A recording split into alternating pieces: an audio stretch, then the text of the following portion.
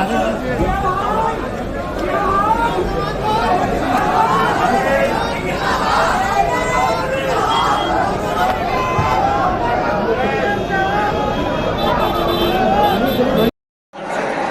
श्रद्धांजलि भी देता हूं और याद करता हूं कि एक बहुत अच्छे इंसान हम लोगों ने खोया है।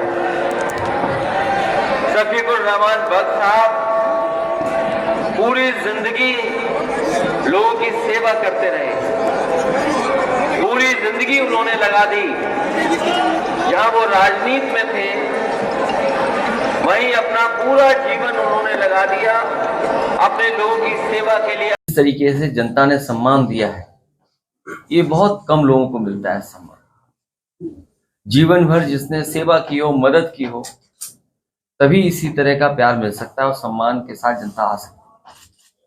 वो उस कड़ी और उस पीढ़ी के नेता थे जो कभी कोई बात छिपाते नहीं थे, अपनी राय, अपना सुझाव या अपना तर्क बहुत स्पष्ट रूप से कहते थे।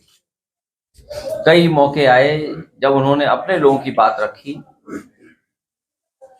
हो सकता है कुछ लोगों को ना पसंद आई हो, लेकिन कम से कम वो ऐसे व्यक्ति थे जो अपने लोगों की बात बहुत सफाई से रखते थे।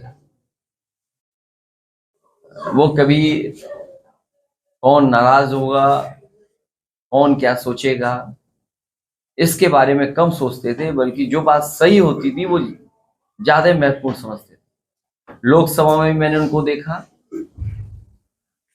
कई मौकों पर विपक्ष के लोगों ने आवाज बुलंद कर करके उन्हें दबाने की कोशिश की, लेकिन मैंने अपने आगे देखा, आंखों से देखा कि वो किसी के दबाव में नहीं आते थे।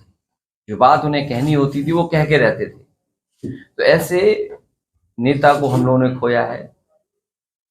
वो अपने जीवन भर मेहनत कर करके बहुत बड़ी राजनीतिक विरासत इस परिवार को देके गए, इस परिवार को एक बहुत बड़ी पहचान देके गए। जहां वो कई बार विधायक रहे, सांसद रहे, कई दलों में रहे हों, आखिरी में समाजवादी पार्टी में भी थे, पहले भी समाजवादी पार्टी में थे और दल में भी होके आए, लेकिन जनता के प्रति और जनता से जुड़ाव हमेशा बना के रखा उन्होंने। हमें उम्मीद है ये परिवार जो राजनीतिक विरासत बख्श साहब देके गए उसको लेकर के जाएंगे, उसको और संभालेंगे और सजोएंगे और इस विरासत को आगे ले जाने का काम करेंगे।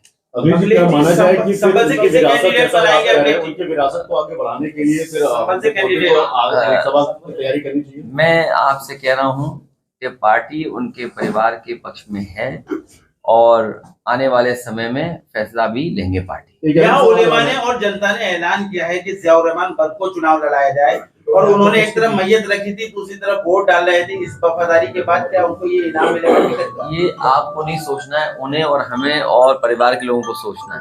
अभी जी एक अहम सवाल, मुसलमानों ने नेताजी पे भरोसा किया, पार्टी पे भी भरोसा किया, समाजवाद पे, और आप पर भी भरोसा किया। आपके लिए मुसलमानों का प्लान ऑफ एक्शन आगे का क्या है? सबसे बड़ी लड़ाई जो इस बार देश में होने जा रही है वो संविधान को बचाने की है। बाबा साहब भीमराव अम्बेडकर जी ने जो संविधान दिया है वो सबको बराबर का हक देता है, बराबर का सम्मान देता है। जिस तरह से कई मौकों पर हम लोगों ने कहा है कि कभी समुद्र मंथन हुआ था, इस बार संविधान मंथन होने जा रहा है। एक तरफ वो लोग होंगे जो देश की खूबसूरती रही है, हमारी आपकी गंगा जमुनी संस्कृति, भाईचारा, आपस में प्रेम, और दूसरी तरफ वो लोग हैं जो संविधान को नहीं मानते। तो संविधान मानने वालों की और संविधान पर न चलने वालों के बीच में ये चुनाव होने जा रहा है और हमें ये पूरा भरोसा है देश की जनता संविधान के साथ और संविधान बचाने वालों के साथ रहेगी।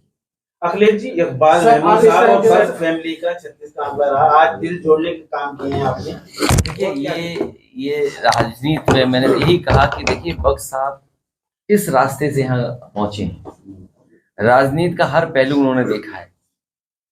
कहाँ शुरुआत हुई, कई बार किन्हीं परिस्थितियों की वजह से दूसरे दल में भी रहे, लेकिन नेताजी और समाजवादी पार्टी के पक्ष में हमेशा बने रहे। मेडिकल कॉलेज में लगातार शहरों के नाम बदले जा रहे हैं, अब लखनऊ को नाम बदलने की तैयारी है, लक्ष्मण को नाम रखा जा रहा है, क्या कहेंगे इसको? लोकसभा से ये नाम बदलने से ज्यादा जरूरी है कि नौजवान को रोजगार दे दें, नौजवान को नौकरी दे दें। नाम बदलने से जनता को उलझाएं नहीं, पेपर लीक ना होने दें। सोचिए हर पेपर लीक हो जाता है इनका, और लीक होने के बाद एक ही एजेंसी उसको जांच दे देते हैं। अभी जो हमारा एक पत्रकार साथी मेडिकल कॉलेज के बारे में पूछ रहा था, अभी सुना है कि केवल बिल्डिंग का उद्घाटन करने गए हैं, वो हॉस्पिटल का उद्घाटन नहीं है, वो बिल्डिंग का उद्घाटन है। हॉस्पिटल का मतलब यह है कि किसी व्यक्ति का इलाज होना शुरू हो जाए, बिस्तर हो, बेड हो, मेडिकल फैसिलिटीज हो, स्टाफ अपॉइंट हो जाए, ओटी चलने लगे, दवाइयां हो, वो बिल्डिंग का उद्घाटन करने गए। इसी तरह सुना है कि एक वर्चुअल उद्घाटन भी हुआ है आगरा में मेट्रो का। ये समाजवादियों की मेट्रो थी, ये कोई बीजेपी ने तो काम स्लो किया, रोका, बेमन पूरा किया है। जितना भी आगरा का अलाइनमेंट किस तरफ से किस तरह जाएगी, कहां पर क्या बनेगा, ये पूरा समाजवादियों के सरकार में फैसला हो गया था। वही मेट्रो का वर्चुअली उद्घाटन किया। जैसे नाम बदले जा रहे हैं, इसके मायने क्या है कि मतलब ये लक्ष्मण से नाम बदला ऐसा है, आप सरकार बदल दो, इनका नाम अपने आप बदल जाएगा। इंडिया गठबंधन को लेकर 16 को पहले अभी जो है धर्मेंद्र सिंह ने जो है चुनाव लड़ने का ऐलान किया सर जौनपुर से कृपा शंकर के सामने, और उसके ठीक बाद ही जो है सर ये कोई खबर नहीं है, ये तो कोई खबर नहीं है।